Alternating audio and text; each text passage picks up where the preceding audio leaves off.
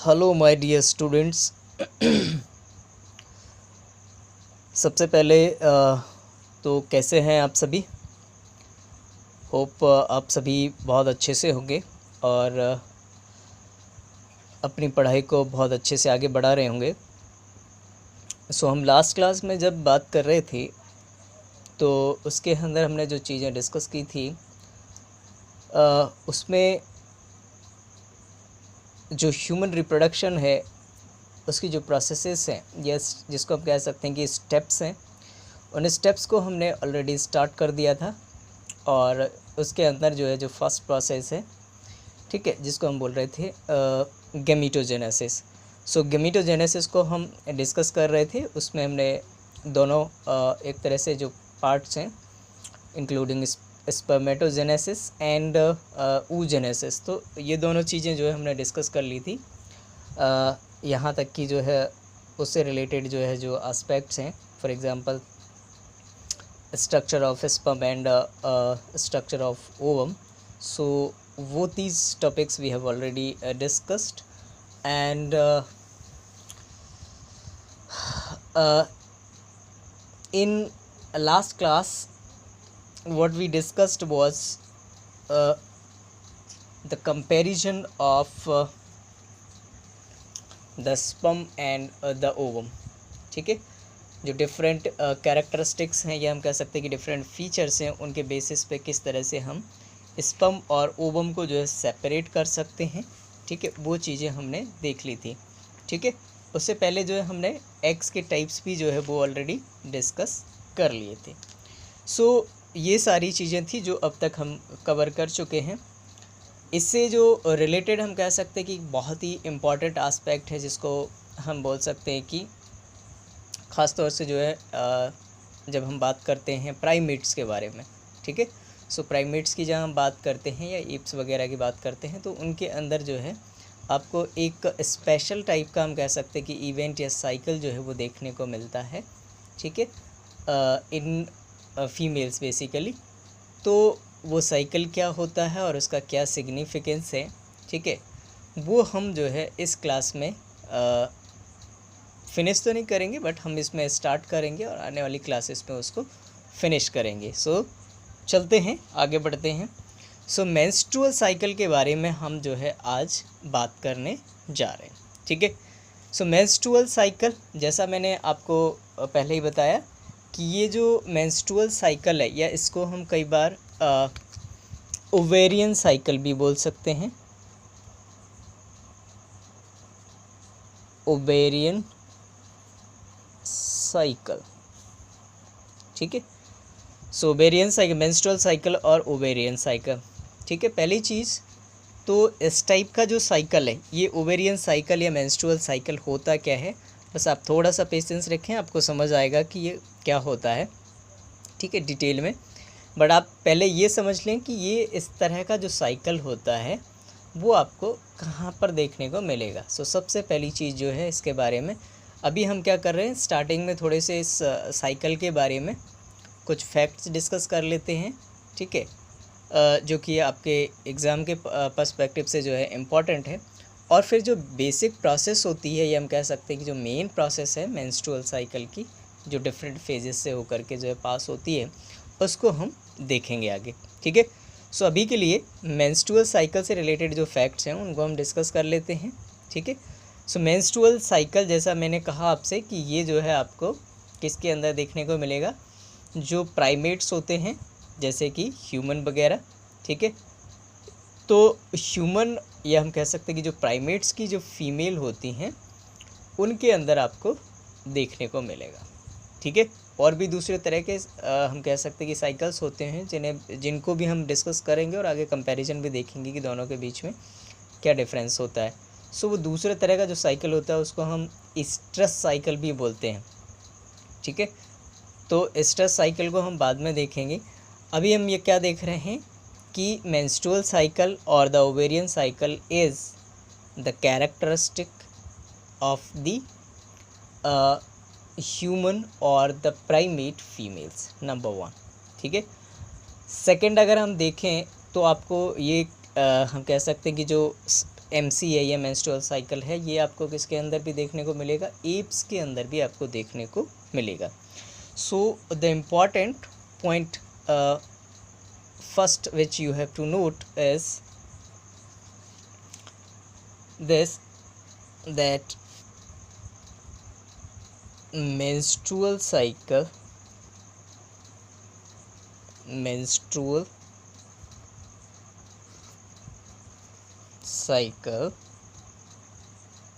is the characteristic feature of number one primates, right. और primates, हालांकि primates में दोनों ही आ जाएंगे। प्राइमेट्स की जब हम बात कर रहे हैं तो human female number one and number two is app और एप्स फीमेल, ठीक है। सो इनके अंदर आपको, मतलब प्राइमेट्स के अंदर जो है बेसिकली देखने को नहीं आपको देखने को मिलेगा। हालांकि इसमें नंबर नहीं भी डालो तब भी कोई इशू नहीं है, ठीक है।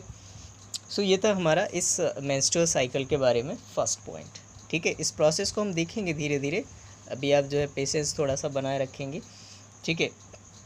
उसके बाद ये जो साइकिल होता है बेसिकली ये क्या रिप्रेजेंट करता है, तो ये मेंस्ट्रुअल साइकिल जो है आपको बता रहा होता है कि फीमेल बॉडी के अंदर जो है क्या क्या चेंजेस जो है, स्पेशली जो है हम कह सकते हैं कि उसका जो रिप्रोडक्टिव सिस्टम है उसमें क्या क्या चेंजेस हो रहे हैं, ठीक है। सो दूसरी चीज़ आप जो है साइकिल के बारे में जो समझ सकते हैं वो ये है कि इट represents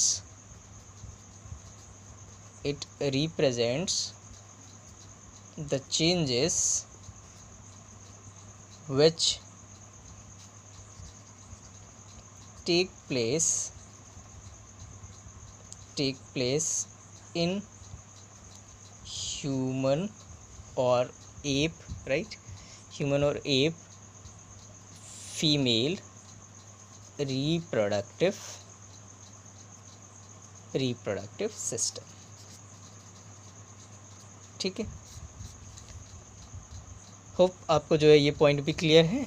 नेक्स्ट जो पॉइंट आपका आता है कि बेसिकली इसका सिग्निफिकेंस क्या है, मतलब ये अगर मान लीजिए कि ये साइकिल अगर नहीं होता है तो इससे क्या मतलब इसका क्या इम्पैक्ट आपको देखने को मिलेगा। सो अगर ये साइकिल अगर नहीं होता है तो इसका इम्पैक्ट जो आपको देखने को मिलेगा कि फीमेल जो है वो हम कह सकते हैं कि जो फर्टिलाइजेशन होता है और जिसको हम कह सकते हैं कि जो प्रेगनेंसी होती है उसके लिए जो है प्रिपेयर नहीं हो पाएगी, ठीक है। सो थर्ड जो पॉइंट हो जाएगा हमारा वो क्या हो जाएगा, that it prepares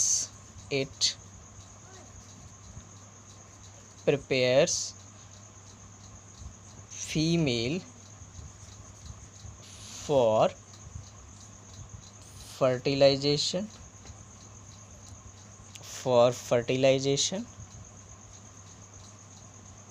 right, for fertilization and pregnancy।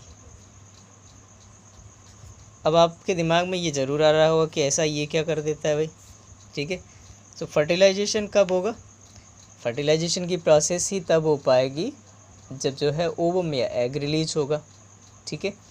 और ओवम और एग रिलीज कब होगा, ठीक है, मेंस्ट्रुअल साइकिल के ड्यूरिंग, ठीक है। उस दौरान जो है आपको ये रिलीज होता हुआ देखेगा, ठीक है। मेंस्ट्रुअल साइकिल में और भी इवेंट होते हैं, ब्लीडिंग वगैरह जो चीज़ें होती हैं, सो वो चीज़ें कब होती हैं, अगर जो है हम कह सकते हैं कि फ्यूज़न जो है वो नहीं हो पाता है, ठीक है। सो फर्टिलाइजेशन के लिए, मतलब उसके फ्यूज़न के लिए जो हम कह सकते हैं कि मेंस्ट्रुअल साइकिल इम्पॉर्टेंट है। साथ ही साथ हम कह सकते हैं कि प्रेगनेंसी के लिए भी जो है ये इम्पॉर्टेंट है। और इससे जो हम कह सकते हैं कि जो फीमेल का यूट्रस होता है वो पहले से प्रिपेयर्ड होता है, ठीक है। यह तैयारी करता है किसके लिए, जो यूट्रस होता है या फ्यूज़न के बाद जो हम कह सकते हैं कि जो जाइगोट बनता है उसको रिसीव करने के लिए अपने आप को प्रिपेयर करता है, ठीक है। अगर मेंस्ट्रुअल साइकिल नहीं होगा तो हम कह सकते हैं कि वो प्रिपरेशन जो है वो नहीं हो पाएगी। So it prepares female for both fertilization as well as the pregnancy, ठीक है। So third important thing, next important thing which we can discuss about this menstrual cycle is that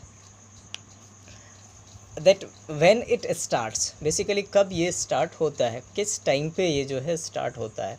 तो ये ऑब्वियस सी बात आपको पता है कि ये जो है प्यूबर्टी के टाइम जो है स्टार्ट हो जाता है, ठीक है, 13 to 14 और 11 to 14 के बीच में, ठीक है। और कब तक चलता है, जब तक कि जो है हम कह सकते हैं कि नेचुरल तरीके से ये नहीं रुक जाता। नेचुरल तरीका मतलब आप ये समझ सकते हो कि सारे एग्स जो है फीमेल की ओवरी जो है वो लूज़ कर चुकी है, ठीक है। और ऐसा तभी हो जाता है जब लगभग जो है हम कह सकते हैं कि फ़ीमेल 48 से लेकर के 52 ईयर ओल्ड तक जो है वो हो गई हो, ठीक है। मतलब इतने टाइम पीरियड तक जो है हम कह सकते हैं कि ये जो साइकिल है वो हम कह सकते हैं कि वो धीरे धीरे करके जो है वो ऑटोमेटिकली ख़त्म हो जाता है, ठीक है। बात समझ में आ गई होगी होप, ठीक है। So what we can write here is it starts at puberty and continue till the menopause, ठीक है। अभी मेनोपॉज क्या होता है, मतलब एक तरह का स्टॉप, नेचुरल स्टॉप है ना, इसको आप लिख भी सकते हो, नेचुरल स्टॉप। अभी हम देखेंगे इस मेनोपॉज के बारे में भी कि मेनोपॉज में क्या क्या चीज़ें होती हैं और क्या नहीं होता है, ठीक है। अच्छा, अब एक और चीज़ अगर हम डिस्कस करें इससे रिलेटेड जो है, हम कह सकते हैं कि ये मेंस्ट्रुअल साइकिल जैसे मैंने आपको बताया कि कुछ चेंजेस हो रहे होते हैं बॉडी के अंदर, ठीक है। और वो चेंजेस कैसे होते हैं, साइक्लिक होते हैं, ठीक है। साइक्लिक मतलब एक साइकिल चलता है, मतलब जब महीने में, पूरे महीने में जो है एक पूरा का पूरा हम कह सकते हैं कि एक साइकिल जो है वो चलता है, कुछ इवेंट्स जो है वो होते रहते हैं, ठीक है। तो जिस पीरियड के अंदर ये सारी चीज़ें होती हैं उस पीरियड को हम क्या बोलते हैं, एक तरह से बेसिकली ये जो है एक ग्रीक वर्ड है जिसको हम बोलते हैं मेंसम। तो मेंसम जो हम कह सकते हैं कि वर्ड है, उस वजह से ही इसको क्या बोला जाता है, मेंस्ट्रुअल साइकिल, ठीक है। बात आप फिर से समझेंगे कि मेंस्ट्रुअल साइकिल का नाम कहाँ से आया है, वर्ड मेंसम से। और मेंसम एक जो है ग्रीक वर्ड है। मेंसम मतलब एक तरह का क्या हो गया, एक पीरियड के लिए टर्म यूज़ किया गया है, एक महीने का या 28 डेज़ का। तो वो 28 डेज़ के अंदर जो है जो फीमेल बॉडी होती है उसके अंदर जो साइक्लिक चेंजेस होते हैं या जो साइक्लिक इवेंट्स होते हैं, ठीक है, उस पीरियड को जो है बोला जाता है मेंसम। और उसी की वजह से इस साइकिल का नाम क्या होता है, मेंस्ट्रुअल साइकिल, ठीक है। सो दीज, और we can say it starts at puberty and continue till menopause, right? And the cyclic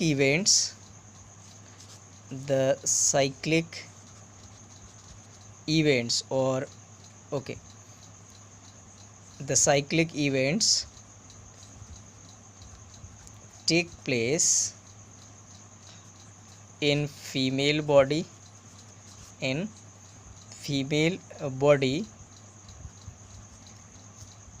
a particular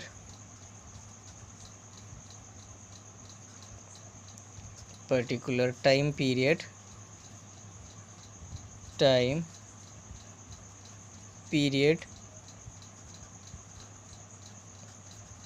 this period is mensum, means month, right? And so the name of the cycle, that is menstrual cycle, ठीक है। Menstrual cycle इसी वजह से इसका नाम पड़ा है, ठीक है। सो स्टार्ट होता है कहाँ पर, प्यूबर्टी पर। कंटिन्यू कब तक रहता है, जब तक कि नेचुरल तरीके से ये रुक नहीं जाता, मतलब स्टॉप नहीं हो जाता नेचुरली, जिसको हम बोलते हैं मेनोपॉज। इसमें बहुत सारे साइक्लिक इवेंट्स होते हैं। So the cyclic events take place in female body in a particular time period, right. That period is 28 days, ठीक है। दिस पीरियड इज़ मेंसम, इसको हम क्या बोलते हैं, मेंसम। सो कभी वन लाइनर में या ऑब्जेक्टिव में कभी इस तरह से ये टर्म आ जाए तो आप जो है इसको जो है याद रखेंगे, ठीक है। So these 5 things we discussed. अब इसके अलावा क्या कुछ कभी ऐसा होता है कि ये हम कह सकते हैं कि जो मैंने आपको बताया कि ये प्यूबर्टी में स्टार्ट हो रहा है और चल रहा है कहाँ तक, हम कह सकते हैं कि जो बेसिकली मेनोपॉज तक। तो क्या कहीं बीच में जो है ये रुकता भी है क्या? यस, जब भी हम कह सकते हैं कि प्रेगनेंसी होती है या जो गेस्टेशन पीरियड होता है, उस वक्त हम कह सकते हैं कि यूट्रस को जो है प्रिपेयर होने की ज़रूरत नहीं होती है, ठीक है। क्योंकि ऑलरेडी जो है हम कह सकते हैं कि गेस्टेशन पीरियड चल रहा है, pregnancy is already there, so no need to release of the egg, right. और जब एग नहीं रिलीज़ होगा तो यूट्रस प्रिपेयर नहीं होगा, यूट्रस प्रिपेयर नहीं होगा तो ब्लीडिंग नहीं होगी, ब्लीडिंग नहीं होगी तो रिपेयर नहीं होगा, वगैरह सारी चीज़ें वो जो है हम कह सकते हैं कि वो साइकिल जो है नहीं चलेगा। तो हम कह सकते हैं कि जो प्रेगनेंसी पीरियड होता है या कभी कभी जो है लैक्टेशन पीरियड में भी, हालांकि ये जनरल नहीं है, लेकिन प्रेगनेंसी में श्योर है कि प्रेगनेंसी के टाइम जो है हम कह सकते हैं कि जो मेंस्ट्रुअल साइकिल का जो साइकिल के जो इवेंट्स हैं वो आपको देखने को नहीं मिलेंगे, ठीक है। सो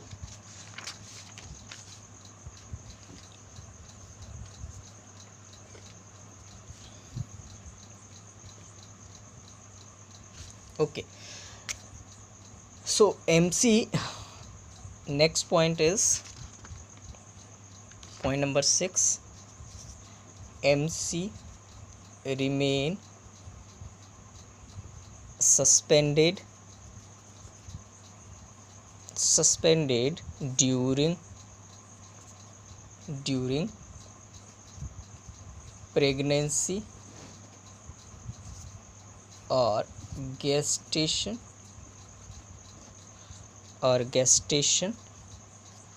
period, right.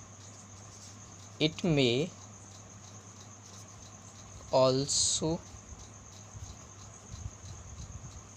remain suspended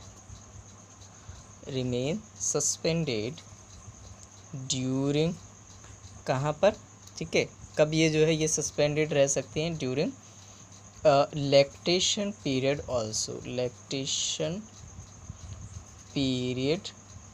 also, ठीक है।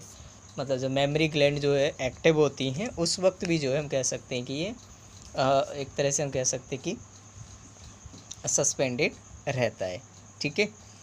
अब उसके बाद आपको ये चीज़ तो पता चली गई है कि जो ये प्रोसेस होती है वो परमानेंटली जो हम कह सकते हैं कि मेनोपॉज पर जा कर के रुक जाती है, ठीक है। सो इट permanently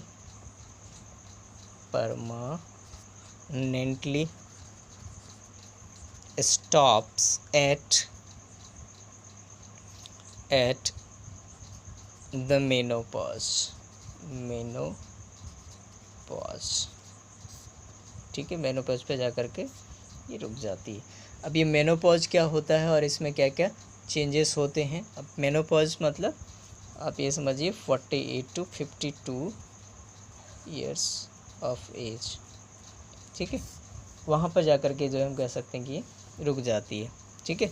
और एक तरह से ये एक तरह का हम कह सकते हैं कि एक ग्रेजुअल साइकिल जो होता है, जो धीरे धीरे इवेंट्स में जो है आगे बढ़ता है और फिर जो है ख़त्म हो जाता है, तो ये ग्रेजुअल है, ठीक है।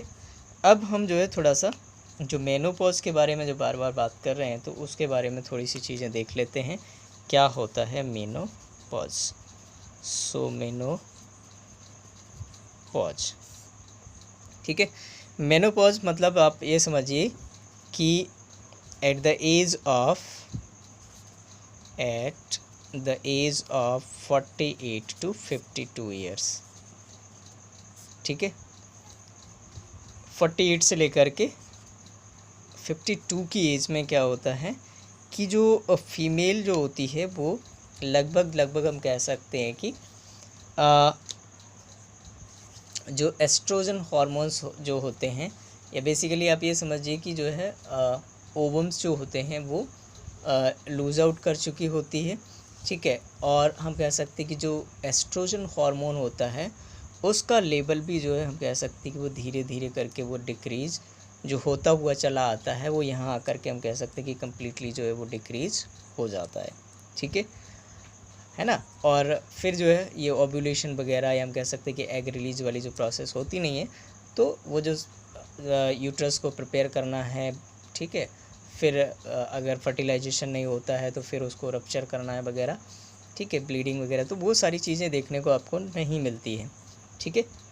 अब क्वेश्चन है कि आपको कैसे पता चलेगा कि मेनोपॉज की कंडीशन जो है वो आ गई है। तो मैंने आपको बताया कि मेनोपॉज के अंदर क्या होगा, एस्ट्रोजन का लेवल जो है वो डिक्रीज हो जाएगा। और एक चीज़ आप याद रखेंगे कि जो प्रोजेस्टेरॉन है, ठीक है, प्रोजेस्टेरॉन बेसिकली जो है हम कह सकते हैं, सॉरी नॉट प्रोजेस्टेरॉन, टेस्टोस्टेरॉन जो होता है, ठीक है, जो कि हम कह सकते हैं कि प्रीडोमिनेंटली जो है मेल हार्मोन है। तो टेस्टोस्टेरॉन जो है वो कुछ अमाउंट में, थोड़े बहुत अमाउंट में हम कह सकते हैं कि वो फीमेल के अंदर भी आपको देखने को मिलता है, ठीक है। तो स्टार्टिंग में जब जो है एस्ट्रोजन का लेवल काफ़ी हाई होता है, तो वो एस्ट्रोजन के लेवल की वजह से टेस्टोस्टेरॉन जो है वो कोई भी इम्पैक्ट आपको नहीं शो कर पाता, ठीक है। बट जैसे ही एस्ट्रोजन का लेवल जो है वो डिक्रीज़ हो जाता है, तब क्या होने लगता है कि प्रोजेस्टेरॉन जो है कुछ थोड़े बहुत जो है जो हम कह सकते हैं कि अपना इम्पैक्ट है वो शो करने लगता है। और वो इम्पैक्ट आपको किस फॉर्म में देखने को मिलेगा, तो वो आपको बेसिकली देखने को मिलेगा कि फीमेल की बॉडी पे कुछ जो हो सकते हैं, स्पेशली जो फेस वगैरह होता है, मुस्टैचेस जो होती है, वहाँ पर आपको हेयर ग्रोथ देखने को मिलेगी। कई बार जो है लेडीज़ में आपको बाल्डनेस जो है उसकी प्रॉब्लम भी आपको दिखेगी, बाल जो है वो झड़ने शुरू हो जाते हैं, ठीक है। तो ये कंडीशन आपको देखने को मिल सकती है, ठीक है। तब आप जो है उसको क्या आइडेंटिफाई कर सकते हो कि this particular condition is menopause. So menopause को हम समराइज करना चाहे तो क्या है कि at the age of the 48 to 52 year woman loosed out its ovum and the level of the estrogen is decreased to its minimum level. After that the women faces or experiences a kind of hotness, body में जो है कुछ बहुत ज़्यादा हम कह सकते हैं कि हॉट फ्लैशेस जो है उसकी बॉडी जो है फेस जो है वो रेडिश होना शुरू हो जाता है, ठीक है। हॉट फ्लैशेस आना शुरू हो जाते हैं बॉडी में, एकदम बहुत ज़्यादा गर्मी जो है वो महसूस होती है, ठीक है। मूड स्विंग की कंडीशन देखने को मिल जाए वहाँ पर, ठीक है। और एस्ट्रोजन लेवल की कमी की वजह से जो है क्या होना शुरू हो जाए, प्रोजेस्टेरॉन जो है अपना इम्पैक्ट दिखाना शुरू कर दे, मतलब हेयर वगैरह आ जाए, बाल्डनेस जो है जैसी प्रॉब्लम अगर देखने को मिले, then we can say that this is the condition for the menopause, ठीक है। So we can write here at the age of 40 to 50 40 to 52 years estrogen level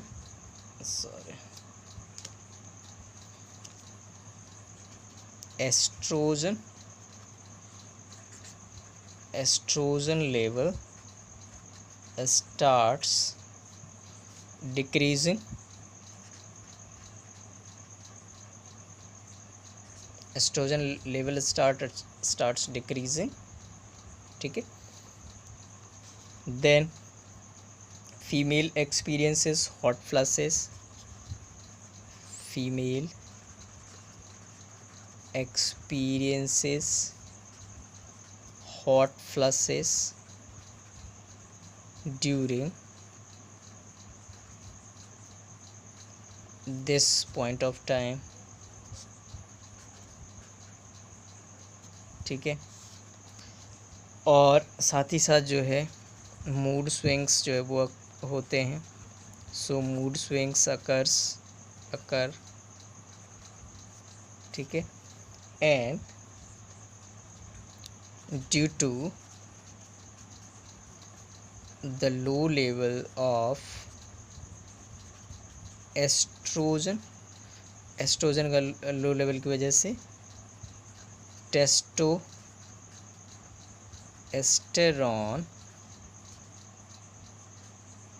which is in least amount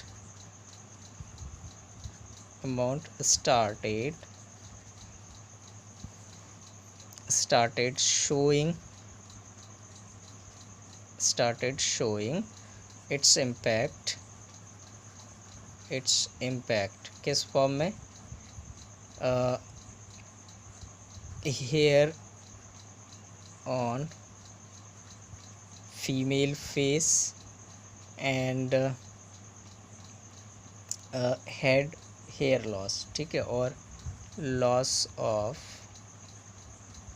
head hair, ठीक है, इस तरह से। और उसके अलावा अगर अब हम बात करें कि इसके बारे में, सो ये बेसिकली कुछ जो हम कह सकते हैं कि जो जनरल चीज़ें थी मेनोपॉज वगैरह के बारे में, वो सारी चीज़ें, ठीक है। सो हो क्या रहा है, हम क्या देख रहे हैं कि फीमेल की बॉडी के अंदर क्या हो रहे हैं, प्रेगनेंसी या फर्टिलाइजेशन या प्रेगनेंसी जो है उसके लिए जो फीमेल बॉडी है अपने आप को प्रिपेयर कर रही है। कैसे प्रिपेयर कर रही है, ठीक है, कि हम कह सकते हैं कि जो बॉडी जो फीमेल होती है उसका यूट्रस जो है अपने आप को प्रिपेयर करता है, उसकी लाइनिंग जो होती है वो उसके अंदर ब्लड जो है वो भर जाता है, ठीक है, यूट्रिन लाइन जिसको हम बोलते हैं।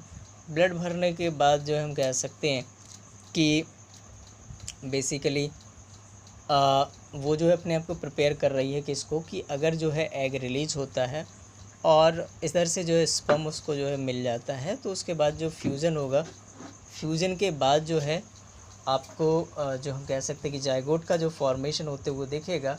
तो वो जायगोट का फॉर्मेशन होने के बाद जो उसका इम्प्लांटेशन होगा वो बेसिकली कहाँ पर होना है, यूट्रस के अंदर। सो यूट्रस हर महीने अपने आप को प्रिपेयर करता है, ठीक है।